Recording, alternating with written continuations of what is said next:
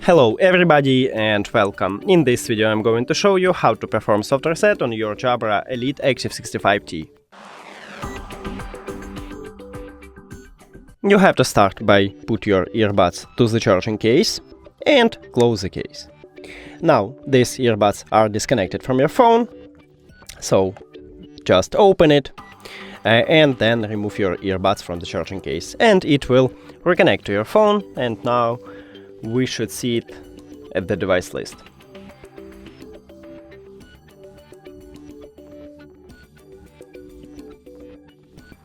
Sometimes it happened that it don't want to, so trying to click on it at the device list, and as you can see, it reconnect. But it should reconnect, of course, automatically. I don't know why this time it don't want to do it.